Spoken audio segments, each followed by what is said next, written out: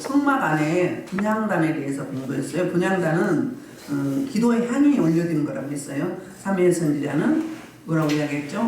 기도 쉬는 죄를 범치 않게 해달라고. 그러니까 기도가 우리 사역을 하는데 에너지며 성령의 이끌림 받는데 척도라고, 지름길이라고 해서 말씀과 기도인데, 말씀을 읽을 때도 말씀을 들을 때도 말씀을 묵상할 때도 그렇지만 특별히 기도할 때 하나님과 대화하고 하나님의 임재 안에 들어가는데, 너희가 유다서 20절에도 기도할 때 성령으로 기도하라고 했어요. 에베소 6장 18절에도 기도와 간구를 뭘로 하라고? 성령 안에서.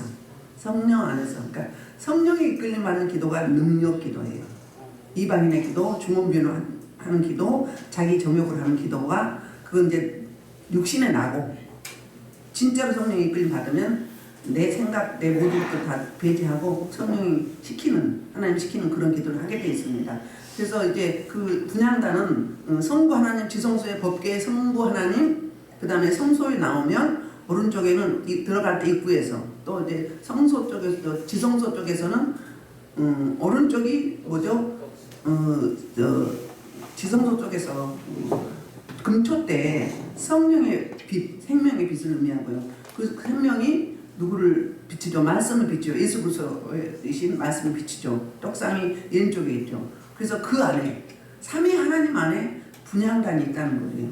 그러니까 기도할 때 삼위 하나님의 은혜 안에서 기도한다는 그런 메시지였어요. 오늘은 해막의 봉사에 쓰는 속전에 대해서 말씀하고 있거든요. 11절부터 12절에 이제 먼저 하나님의 말씀이 임하는데 인구조사를 하라는 거예요. 시작. 11절, 12절. 여호와께서 모세에게 말씀하여 이르시되 내가 이스라엘 자손의 수요를 조사할 때 조사받은 박사가는 그들을 기수할 때 자기 생명의 속전을 여기지니 이는 그것을 기수할 때 그들 중에 질병이 없게 하려 함이라. 아멘. 여호와께서 모세에게 이제 말씀을 하시는데, 이제 성막을 어떻게 하는 건지 구체적으로 디테일하게 설명을 하고 나서는 이제 세금을 내야 돼요. 근데 속전세가 있거든요. 속전세가 있는데 그 속전세를 낼 대상자가 이제 그 12절에 말하는데, 이스라엘 자손의 수요를 조사하되, 그러니까 인구 조사를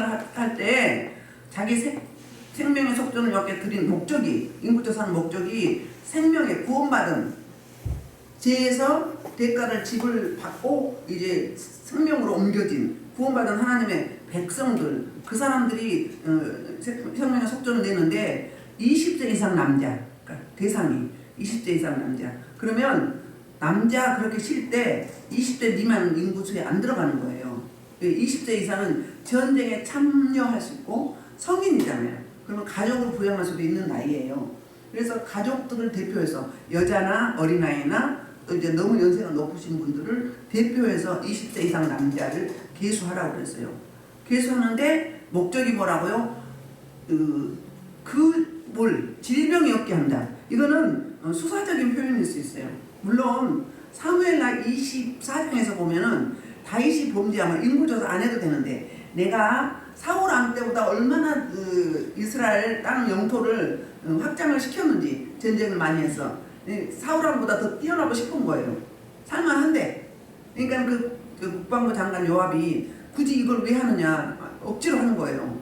굳이 왜 하느냐고 하지 말자고 했는데도 밀어붙인 거예요. 왜 그랬냐면 사탄이 그 마음을 사로잡고 욕심을 사로잡아서 인구조사를 막 강제적으로 시키게 하는 거예요. 그러니까는 요압이 몇 지파를 빼먹고 해요. 한 지파를 일부러 성질나가지고. 그러니까 인구조사를 주로 했어요. 이스라엘 민족이 맨 처음에 출애굽해가지고 1세대들이 했어요. 그리고 이제 마지막 모압에서 2세들 민수기에서 인구조사 하잖아요. 거의 비슷하게 남았죠. 그리고 이제 사무엘하 24장에서 다윗 왕이 했고요. 오늘 여기서 인구조사를 하는데, 바로 이제 인구조사 하는, 집행하는 자들은 누구였냐, 원래는 제사장들이 한 거예요. 그런데 굳이 사무엘하에서는 누가 했어요? 국방부 장관이 했어요. 그럼 뭐예요? 영토를 얼마나 차지했고 인구가 얼마나 늘어난지, 전쟁에 나갈 군사가 몇 명이나 되는지, 이걸 보기 위함이었어요. 하나님이 전쟁의 대장이신데 하나님을 거부한 거하고 똑같은 거예요. 비교, 상대적 비교를 하려고 했던 거죠. 그래서 애매한 누가 백성들이 질병이 전염병이 임해가지고 수많은 인생이 죽었죠. 그렇다고 이 오늘 본문 말씀이 그 말씀이라는 게 아니에요. 그러나 이 어떤 의미가 있냐면 바로 너희 생명이 속전받은 게 구속받은 게 얼마나 소중한지 하나님의 은혜를 잊지 말고 기억하라는 의미가 있거든요. 그리고 이제 13절에서는 13절부터 15절까지는 그 인구조사하는 그러니까 속전세를 내는 금액과 그리고 또 15절에 보면은 대상과 금액과 액수와 또 어떻게 드려야 될 건지 대상들이 구분해서 드려야 될 건지 아니면 평등하게 똑같이 드려야 될 건지 이런 말씀을 하고 있거든요. 우리 시편 49절부터 49장 6절부터 8절 한번 봐봐요. 뭐라고 말씀하시나? 시편 49장 6절부터 자기 재물을 의지하고 위험을 자랑하는 자는 아무도 장명대로 떠나지 못하며 그를 향해 속전을 하나님께 바치지도 못하고 그들의 생명을 속량하는 값이 너무 엄청나서 영원히 마련하지 못할 것입니다. 그러니까 세상 나라에서는 재물이 많으면 큰소리치고 떵떵거리고 사람들이 굽신거리죠. 권력을 가지고 부를 창출해서 부가 있는 자들에게는 사람들이 굽신거려요. 그리고 높아요. 좀 더 구분을 해요. 귀하다고. 그게 이스라엘 민족들도 종교 지도자들, 기득권자들, 권력자들이 그렇게 누렸거든요. 똑같은데 너희가 어떻게 구원받았느냐 이 말이에요. 네가 많은 재물을 가졌어. 그 재물 가지고 자랑하고 교만하는데 너희가 그 재물로 형제를 구원할 수 있니? 그 말이에요. 생명의 값은 이 땅에서는 어떤 곳으로도 그 지불할 수 없다는 거예요. 근데 이 티끌만 하나님 혹 불어버리면 없어지는 제로되는 그런 먼지 같은 인생들이 그 불을 가지고 떵떵거리면서 힘자랑하지 말라 그 말을 이렇게 하고 있어요. 그래서 그를 위한 속전을 하나님께 바치지도 못할 것은 그러면 욕심이 많아서 하나님께 못 바친다 그 말이에요. 많으면 재물이 많으면 뭐 하라고 주신 거예요? 나누라고 주신 거거든요. 그러니까 재물이 많은 것도 은사예요. 그럼 그 재물을 자기 배불리라고 그런 게 아니라 뭐 하라고? 가난한 자들에게 흘려보내라고. 가난한 자를 도우라는 이야기가 많이 있잖아요. 신구약에서. 무리에 떠내려 보내라 떡을. 그러면 사흘이나 나오려 바치리라. 많이 심고 많이 거둔다. 응? 심는 자에게 씨와 양식을 주신다. 응? 신학에서는 그렇게 말씀하고 있잖아요. 그 이야기를 하고 있어요. 그러면서 49, 8절에서 그들의 생명을 속량하는 값이 너무 엄청나서 영원히 이 땅에서 네 부가 재물이 많다 해도 마련할 수 없다 그 말이에요. 그러니까 그 속된 말을 껍적거리지 마. 교만 떨지 마. 우쭐대지 마. 그 말을 하고 있는 거예요. 우리 13절에 보면 무릇 계수 중에 드는 자마다 성소의 세겔로 뭐 액수를 이야기하죠. 반 세겔을 낼지니 한 세겔은 20개라라. 그 반 세겔을 여호와께 드릴지며 그랬어요. 그러니까 액수가 얼마인가? 한 세겔이 12개라예요. 그러면 반 세겔 드리라니까 반 세겔이면 6개라죠. 그러니까 한 세겔이 은 12g, 은 12g. 그럼 반 세겔은 은 6g이에요. 지금은 은값이 금값이 많이 올랐기 때문에 은값도 많이 오를 수 있지만 실제로 그 당시나 지금이나 굉장히 작은 액수예요. 뭘 때문에 하나님이 이렇게 하셨는가? 그 이유는 가난한 자는 덜 내면 어때요? 자존심이 상하죠. 쪽팔리죠. 또 좀 이제 여유 있는 사람들 많이 드리면 우쭐하죠. 우쭐하죠. 그래서 예수님께서 성전에서 드리는 가구에 뭐? 두렙돈. 그러니까 액수로는 가장 작은데 그 가구에 그 두렙돈이 그 생활비 전부였거든요. 그러니까 다 드린 거고. 나머지 사람들은 많이 드렸어도 일부만 드렸던 거거든요. 그게 칭찬했던 거거든요. 마찬가지로 세상에서 세금을 낼 때 뭐 보유세, 뭐 토지세, 건물세 이런 것들은 어때요? 많이 보유한 사람 많이 내죠. 적게 보유한 사람 적게 내고. 근데 이게 의미는 다르지만 주민세하고 똑같아요. 주민세는 어때요? 다 똑같이 내죠. 가진 자나 덜 가진 자나 나이 먹은 자나 먹지 않은 자나 똑같이 되는 건 똑같아요. 하나님이 어떻게 이렇게 조절하는가 하면은 서로 차별이 없이 서로 열등하거나 우등하거나 이거 없이 똑같이 너희 생명이 어떻다는 거예요. 부한 자나 가난한 자나 많이 배운 자나 못 배운 자나 많이 거느린 자나 그냥 뭐 몇 명 그냥 거느린 자나 똑같이 다 소중하다는 거예요. 왜? 하나님의 형상으로 창조했기 때문에 똑같이 부한자라고 권력자라고 권세자라고 다르게 태어난 게 아니라 똑같이 하나님의 형상으로. 어떤 자는 하나님의 형상을 좀 20%만 담고 어떤 사람은 100% 담고 이런 게 아니라는 거예요. 다 소중하다. 하나님 입장은 다 소중하지 않겠어요? 우리도 그래요. 영적 사역을 할 때 그분이 신앙생활 제대로 하지도 않아. 행위로 보면 제대로 열심히 하지도 않고 건성건성해. 좀 엉터리예요. 그런데도 하나님은 그분을 엄청 사랑하셔요. 그럼 어때요? 저도 되게 사랑스러워요. 뭘 보는 거예요? 행위로 보는 게 아니에요. 하나님이 그 중심을 어떻게 사랑하는지, 뭘 잘해서 사랑하는 게 아니라 좀 부족한 자식이죠. 부모 입장에서 부족한 자녀에게 관심이 더 가잖아요. 똑같은 입장인데 되게 사랑스럽고 이뻐요.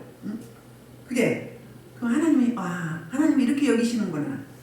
그러니까 뭐에 의해서가 아니야. 대가에 의해서가 아니에요. 좀 부족해도, 좀 실수를 많이 해도, 좀 어정쩡해도, 좀 못마땅해도 그래도 이쁘고 사랑스러운 거예요. 기특한 거예요. 그런 마음이거든요. 하나님도 그런 입장이 아니셨을까. 그래서 부한 자나 가난한 자나 똑같이 반세겔 은 6g을 드리라고 이렇게 말씀을 하고 있습니다. 우리 보면 베드로전서 1장 18절로 19절에 이런 말씀하고 있어요.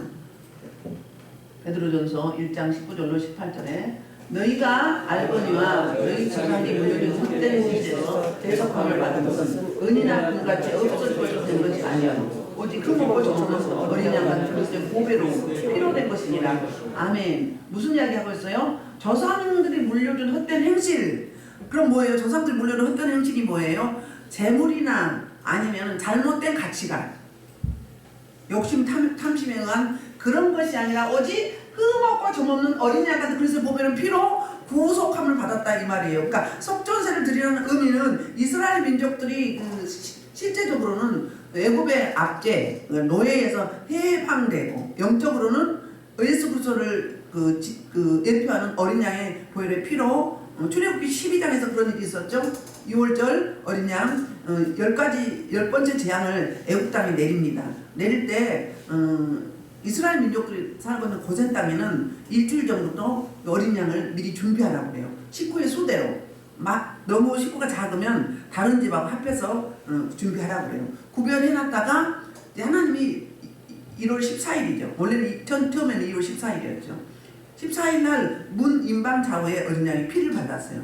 피를 발라고 그날 밤에 동시다발로 애굽 땅에는 뭐였어요? 장자, 첫째, 첫 아들을 짐승이건 사람이건 다 죽었어요. 근데 문임방 좌우에 어린 양 예수 그리스도의 그러니까 신약에 오신 예수 그리스도 예표하잖아요. 생명의 피로 이 인침을 받은 자들은 어땠어요? 패스오버 됐어요. 죽음이 넘어갔어요. 그거에 대한 속전세, 구원받은 영적으로 하면 구원받은 속전세, 육체적으로는 애굽의 노예에서 구원받은 그 속전세를 내게 하는 거거든요. 그런 의미. 그러니까는 구약에서 생명은 뭘로 봤대요? 눈은 눈으로, 칼은 칼로, 입은 입으로. 생명은 생명으로. 그러니까 생명을 살리려면 이 땅에서는 그 생명 값을 치를 길이 없는 거예요. 다만 흠없고 점없는 어린 양 예수 그리스도 그분의 생명만으로 우리가 구속함을 받고 속전이 될 수 있었거든요. 그 이야기를 이렇게 하고 있습니다. 그래서 이제 계수 중에 드는 모든 14절에서는 먼저 말씀을 더 볼까요? 신약에도 그 예수님 시대, 그러니까 1500년 후죠. 1500년 후에 무슨 일이 있었는가? 예수님도 속전세를 냈어요. 마태복음 17장 24절 27절에 이 이야기를 하고 있어요. 자, 가버나움에 예수님이 이르렀어요. 이르니 반세를 받는 자를 전으로 여기에 나와 있는데 너희 선생을 반세되지 아니하느냐? 이르되 네 신하고 집에 들어가니 예수께서 먼저 이르시되 시몬아 내 생각은 어떠하냐? 세상이 누구에게 반세와 불세를 하느냐? 자기 아들에게나 타인에게나? 베드로가 이르되 타인에게니라. 예수께서 이르되 그렇다면 아들들은 세를 면하려. 잠깐. 야, 누구에게 바쳐요? 타인에게 바친다는 거예요. 그렇죠? 타인에게입니다. 그래서 예수께서 그렇다면 아들들은 세를 면하려. 그 이야기는 뭐예요? 이 아들들은 예수 그리스도와 그를 따르는 제자들, 구원받은 하나님의 백성들 이야기하는 거. 이미 예수님께서 석전을 치렀기 때문에 이 당시에는 치른 게 아니라 앞으로 치를 거잖아요. 며칠 후에 그 이야기를 하거든요. 그러면서 그러나 우리가 그들이 실족하지 않게 이 땅에 살고 있는 동안은 어때요? 세상 법도 따라야 되는 거죠. 도덕법도 따라야 되잖아요. 그래서 실족하지 않게 하여 내가 바다에 가서 낚시를 던져 먼저 오르는 고기를 가져 입을 열면 돈 한 세계를 얻을 것이니라. 가져다가 나와 너를 위하여 주라 하시니라. 아멘. 돈 한 세계를 그러면 뭐예요? 몇 사람 목이에요? 두 사람 목. 두 사람 목. 그래서 예수님의 속전세와 베드로의 속전세를 이렇게 냅니다. 그러면 그때까지 계속 속전세를 냈다는 이야기예요. 그때까지. 그뿐이 아니라 지속적으로 계속 냈는데 일단 볼게요. 우리 또 말씀을 볼까요?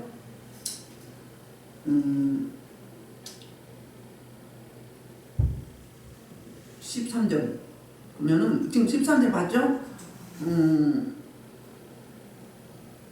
일단 넘어갑시다. 14절 이제 20세 이상 된 자가 이렇게 드리는데 15절 볼게요. 13절부터 속전의 금액과 그 대상을 설명했는데 15절 너희의 생명을 어떻게 드려야 되는가? 대속하기 위하여 여호와께 드릴 때 부자라고 관세겔에서 더 내지 말고 가난한 자로 더 내지 말지며 그랬어요. 그러니까 아까 어떤 이야기예요? 평등하게 똑같이 부자라고 많이 가졌다고가 아니라 누구든지 주민세 똑같이 내듯이 내는데 의미는 다르죠. 생명의 속전받음 구원받은 하나님의 은혜를 잊지 아니하고 기억하게 하려고 마치 출애굽기 17장에서 창세기 17장에서 할례 받은 자들을 남성 그 생식기에다가 생식기 끝을 다르잖아요. 할례 하잖아요.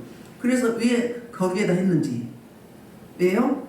소변 볼 때마다 소변은 하루에 한두 번 이상 보죠? 볼 때마다 뭐 하는 거예요? 너 죽었어. 너는 네 거 아니야. 누구 거라고? 너는 하나님의 거야. 너는 예수 그리스도의 예속돼 있어. 잊지 않고 기억하게 하려서 볼 때마다 소변 볼 때마다 표피가 벗겨진 걸 볼 때마다 기억하는 거예요. 그러니까 여기는 이스라엘 민족들은 1년에 한 번씩 속전세를 냈는데 그때마다 의미를 기억하죠. 기념하죠. 절기를 지킬 때도 그러잖아요. 그 모든 게 예수 그리스도를 의미하죠. 절기든 뭐든. 속전도 예수 그리스도께서 속전을 내줬잖아요. 대속하셨잖아요. 값을 치러줬죠. 똑같이 마찬가지예요. 그러니까 부자나 가난한 자나 배운 자나 못 배운 자나 있는 자나 없는 자나 잘난 자나 못난 자나 똑같이 평등하게 모두가 똑같이 드리면 차별이 없죠. 하나님의 나라는 차별이 없다는 거예요. 교회가 그렇지 않아요. 옛날에 반상에 구분이 없어졌죠. 쌍놈 양반, 일꾼, 집안 집주인 뭐 할 것 없이 교회 오면 하나님의 나라 오면 똑같았어요. 지금도 직분에 따라 다른 게 아니에요. 주님 앞에서는 담임 목사나 평신도나 오늘 처음 온 자나 똑같은 거예요. 강대상에 섰을 때만 구분이 되는 거예요. 강대상에 내려가면 저와 여러분은 다 똑같은 거예요. 하나님의 나라는 구분이 없어요. 구별하지 않아요. 복음은 차별이 없다고 그러잖아요. 헬라인이나 유대인이나 종이나 자유인이나 야만인이나 스구다인이나 똑같이 어떤 누구든지 이방 사람들도 이스라엘 민족도 다 똑같이 복음은 차별이 없다. 그리스도의 사랑은 차별이 없다. 그러니까 하나님의 사랑이 하나님의 형상을 따라 창조된 빚어진 자들로서 차별 없이 하나님 앞에 그렇게 드려진다 이 말을 이렇게 하고 있어요. 그리고 이제 15절 지금 봤죠? 15절 그래서 이제 이 15절의 말씀이 어떤 건지 봅시다. 베드로전서 1장 18절 19절 아까 봤죠? 디모데전서 2장 5절로 6절 한번 봐봐요. 디모데전서 2장 5절로 6절 시작. 하나님은 한 분이시요 또 하나님은 사람의 중보자도 한 분이시니 그 사람이 그리스도 예수라. 그러니까 모든 사람을 위하여 자기를 대속으로 주셨으니 귀하게 일러 주신 증거니라. 하나님은 한 분이신데 하나님과 사람 사이에도 중보자도 한 분 예수 그리스도시죠. 그분이 곧 누구예요? 인성을 입으신 안전한 사람 안전한 신이신 그분이 그리스도 예수라고 이야기해요. 그가 모든 사람을 위하여 자기를 사실은 이하여가 아니라 대신하여 자기를 대속물로 목숨값 생명값으로 주셨는데 그게 뭐예요? 창세 전부터 미리 예정하셔서 그 때가 참에 하나님의 때 지금 이 출애굽기 시대에서부터 1500년 이후에 귀하게 된 거예요. 딱 이제 하나님의 타임이 되니까 그때 주님을 보내주셔가지고 그렇게 반드시 실자 대신 그러니까 실체지죠. 그래서 그 주신 증거라고 설명하고 있어요. 그러니까 자랑하지 말라는 거예요. 장난치 하지 말라는 거예요. 교만하지 말라는 거예요. 우쭐대지 말라는 거예요. 주님 안에는 똑같다. 평등하다. 주님은 절대로 구분하지 않는다. 그러니까 믿는 자와 믿지 않는 자는 구분을 하죠. 택자와 불택자는 구분하죠. 그러나 구분된 내 백성들은 다 똑같다는 이야기예요. 뭘 잘해서? 그게 아니에요. 행위가 아니라는 거예요.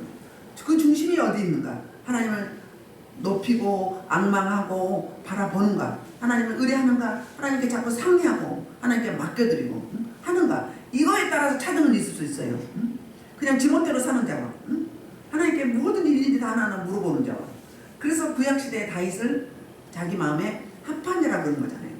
어떤 일이 있었든지 물어봤다는 거예요. 물론 실수도 있었지만 인간이기 때문에 실수 안 할 수는 없잖아요. 마찬가지예요. 자, 출애굽기 26장 25절도 그 출애굽기 26장에서는 성막에 대해서 이야기하잖아요. 성막에 대해서 이야기할 때 은받침 2개, 기둥에 은받침 2개를 불렀죠. 그 뭐예요? 성도를 받치고 있는 신발이랑 똑같아요. 은이잖아요. 은은 속전을 의미해요. 은 몇 세겔에 예수님이 팔렸어요? 30세겔. 나왔어요? 26장. 그건 맨 마지막이고 26절이고. 자, 그래서 성막에 기둥을 잇고 기둥 하나에 2 은받침이 있어요. 신발처럼 받쳐주고 있어요. 그래서 이제 이 은이 예수 그리스도를 의미해요. 이 받침이. 그러니까 교회에 예수 그리스도께 붙어있게 말하는 거예요. 거기 있네. 38장 27절에. 아니라니까요. 자, 그리고 이거는 쓰임새를 말하는 거예요. 용도. 16절은 용도고 15절은 그게 아니고 26절에는 그게 아니고 26장에서는 성막을 만드는데 그 다음에 기둥과 그 기둥을 세우고 나면 띠가 있잖아요. 띠는 뭐라고 해서 성령님이라고 했죠. 성령님이 이렇게 2 팔을 벌리고 있는 모습이라고 했잖아요. 그러니까 세상과 구분되었는데 세파에 떨어져 나가거나 흔들리거나 요동하지 않게 하기 위한 성령의 띠, 말씀의 띠, 그걸 의미해요. 그러니까 은받침은 뭐라고요? 구속인데 예수 그리스도. 그래서 그러니까 반석이신 예수 그리스도 위에 말씀이 세워진 교회잖아요. 그리고 성도잖아요. 그 말씀을 하고 있습니다. 그리고 이제 보면은 이스라엘 민족들이 자꾸 뭐 했어요? 차별을 했어요. 그게 이제 볼게요. 마가복음 11장 27절부터 28절에 이런 말씀이 있어요. 마가복음 11장 27절 28절 볼게요. 그들이 다시 예루살렘에 들어가니라. 예수께서 성전에서 거니실 때 대사람에서 나온과 자기에서 무슨 권위로 이런 일을 하냐? 누가 이런 일을 주었느냐? 그들이 아니야, 잠깐만요. 26절에 보면 예수님이 거니시네. 그들이 다시 예루살렘에 들어가니라. 예수께서 성전에 거니실 때 여기 거니시다 그 이야기는 그게 아니라 성전에는 구분이 되어 있었어요. 어떤 구분이요? 하나님 구분시켰나요? 아니에요. 사람들이 종교 기득권자들이 종교 지도자들이 시켰는데 처음 우리가 들어가면 문이 있잖아요. 문 앞에 들어가면 뜰이 있죠. 뜰이 있는데 거기에 뜰에는 누구 자리예요? 이방인의 자리예요. 그 다음에 그 뜰 중에서도 여인의 뜰이 있어요. 그 다음에 남성들의 뜸이 있어요. 그 다음에 자기네끼리 서기관, 대제사장, 제사장들, 종교 기득권자, 권세자들, 그들의 자리가 있어요. 근데 예수님이 이렇게 그냥 터프하게 그냥 뭐예요? 막 들어다니신 거예요. 여기도 가고 저기도 가고 막 다니신 거예요. 왜? 예수님은 성전의 주인이시잖아요. 성전이, 교회가 예수님의 몸이에요. 예수님 자신이란 말이에요. 근데 자기인데 자기가 주인이 자기 마음대로 못 다녀요? 제한하는 거예요. 무슨 권위로 그 말을 하고 했어요. 그 이야기는 다른 말 하면 이걸 풀어서 하면 무슨 이야기냐면은 무슨 누구에게 허가를 받고 허가를 누가 줘? 예수님 자신이잖아요. 난데 내 집인데 그들은 뭐래요? 눈이 멀었어. 몰라봐요. 그럼 막 따지는 거야. 막 자기 멋대로. 그러니까 걸리적 거래 안 걸리적 거래. 법을 어기는 거잖아요. 자기네 그러니까 모법은 아니지만 자기네가 만드는 사회법이잖아요. 정교법이죠. 그래가지고는 왜 그러냐고 이렇게 막 따지는 거예요. 그리고 이제 11장 볼게요. 11장 15절부터 볼게요. 그들이 예루살렘에 들어가니라 예수께서 성전에 들어가서 성전에서 매매하는 자들 내쫓으시며 돈 바꾼 자들 사슴과 대적한 자들 불러부시며 아무나 물건을 가지고 성전을 지나다니면 깍하지 아니하고 이에 가르쳐 이르되 기록된 바 내 집은 만민이 기도하는 집이라 하시매 너희는 강도의 소굴을 만들었다 하시매 대제사장들과 서기관들이 듣고 예수를 어떻게 죽일까 하고 깨하니 이는 무리가 다 그의 교훈을 놀랍게 듣므로 그를 두려워하미로라. 성전 청소를 했죠. 성전 청결을 하는데 만민이 기도하는 집이에요. 그러면 예배 드리는 장소인데 여기서 뭘 사업하는 장사꾼들이 자기 이익을 취하는데 누구의 은하풀들이에요? 종교 지도자들의 가족이나 친척이나 그런 자들이 이렇게 권세를 누리고 있었던 거예요. 그런데 멀리서 온 사람들은 이 재물을 드리기 위해서 짐승을 구별해서 데리고 오잖아요. 오다 보면 지쳐서 죽기도 하고 뭐 흠이 가기도 하고 병들기도 하죠. 특히 이제 다른 나라로 이민 갔다가 1년에 3번씩 이제 그 절기를 지키러 오면 어때요? 그 자기가 살던 거주지의 돈, 그 나라의 돈을 가지고 오잖아요. 그럼 환전을 해야 될 거 아니에요. 환전할 때 어떻게 해요? 너무 폭리를 취하는 거예요. 그리고 멀쩡한데도 재물을 팔기 위해서 일부러 가봐. 흠을 줘. 함부로 눈을 만지면 눈이 충혈되죠. 그러니까 안 돼. 사야 돼. 너무 터무니없는 값을 부르는 거예요. 그러니까 예수님이 내 집인데 성전 그럼 뭐예요? 거룩한 장소. 하나님을 만나는 장소. 하나님 만나는 장소에 뭐가 끼어있는 거예요? 인본주의, 세속주의, 세상의 가치 이런 게 끼어있는 거예요. 지금 우리말을 하면. 그래가지고 교회들이 뭐 공연을 하기 위해서 강대상을 매덕을 들여서 막 장치를 하고 막 춤추고 막 난리 버거지가 나잖아요. 물론 좋아. 전도하기 위해서 그럴 수도 있어요. 근데 세상의 패러디즘, 만모니즘. 자, 그쪽으로 가는 거예요. 그러니까 세상이 교회를 닮아야 되는데 교회가 세상을 교회화시키고 모범이 돼야 되는데 세상의 그 유행을 따라가게 된다는 이야기예요. 그런 이야기를 하고 있거든요. 그래 예수님이 가만둘 수 있어요? 이거는 예수 그리스도의 가치가 아니고 하나님의 가치가 아니고 하나님의 원하는 성전의 모습이 아니잖아요. 그러니까 어때요? 갑자기 뒤집어 엎는 거죠. 엎을 때 그의 종교 지도자들은 뭐 하는 거죠? 자기네 하는 이권에 예수님이 개입해서 해방을 넣는 거잖아요.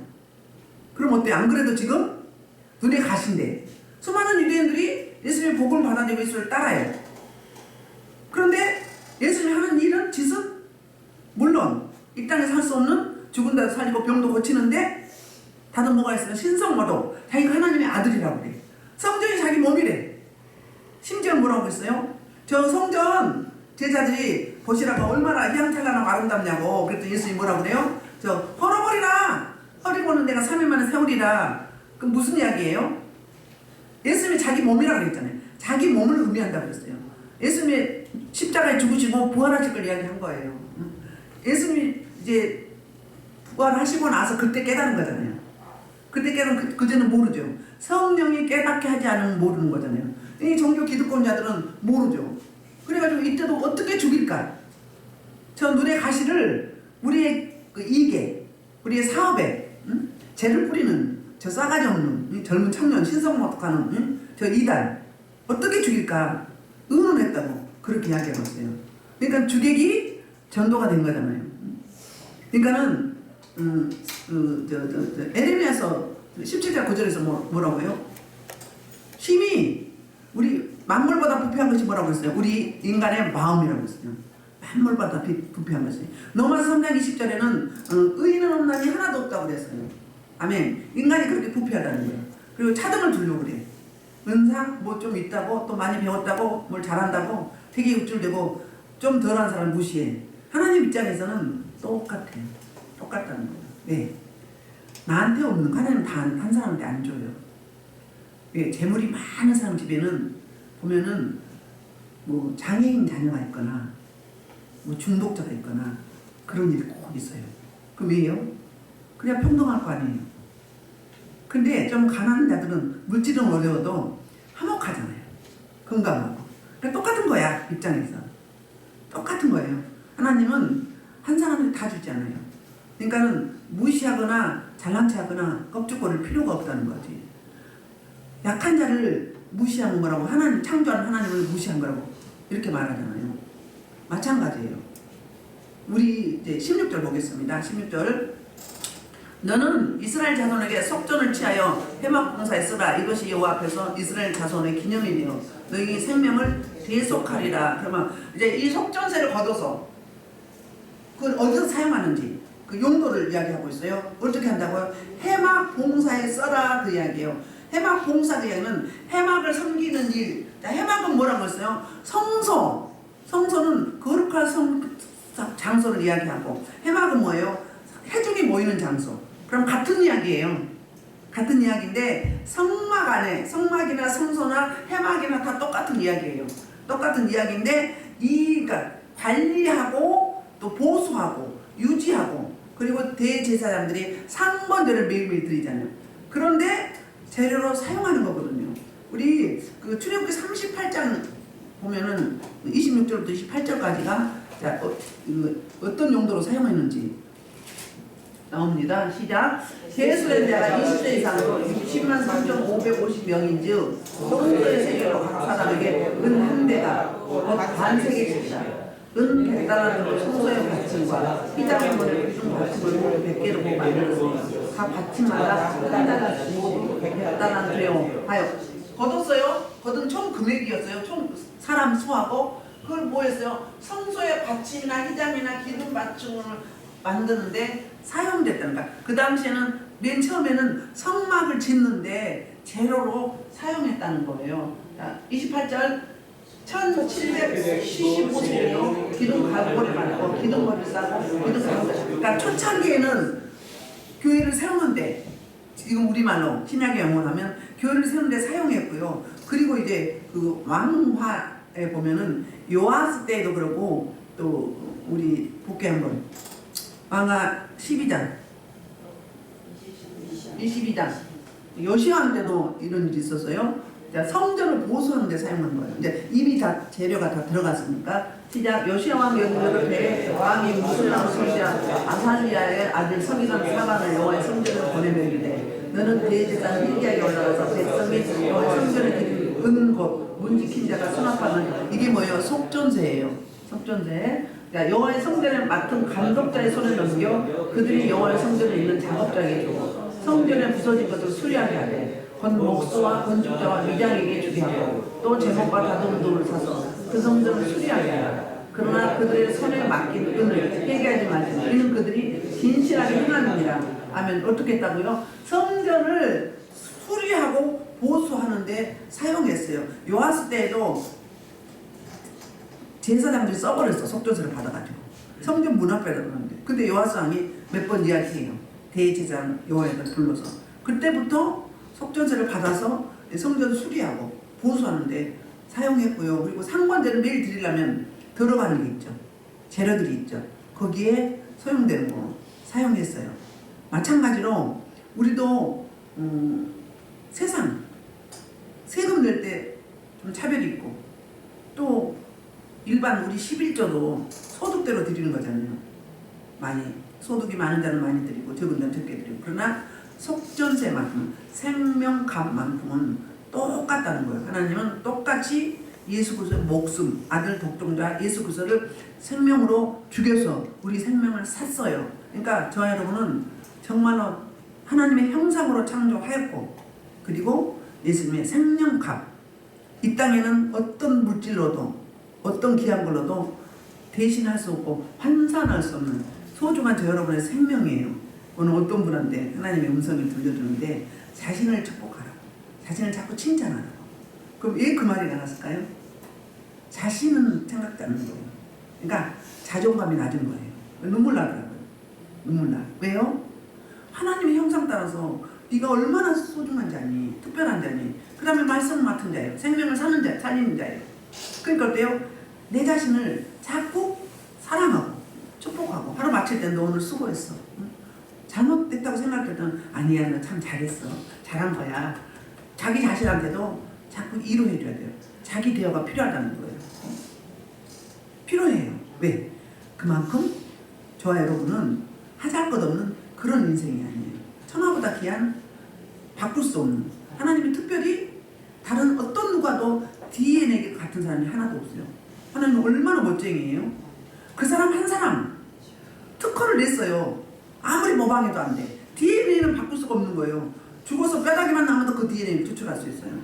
유일하게 이상래 목사는 그 전 세계 85억 인구 중에 딱 한 사람인 거예요. 그 DNA가 하나님의 형상을 따라 지었지만 이상래 거는 딱 하나야. 응? 수많은 사람들 중에 딱 하나라고요. 얼마나 귀한 생명입니까? 올해도 저와 여러분 이제 한 달하고 며칠 남지 않았어요. 벌써 11월 달도 하반기 들어가서 오늘부터 이제 영하로 떨어진다고 하는데, 우리가 이 속전세, 구원받은 하나님의 은혜, 이거를 계속 잊지 마시고 교만하지 마시고, 나만 뭐 특별히 뭐 하나님이 더 많이 주셨다, 더 사랑한다, 똑같이 사랑하셔야 돼요.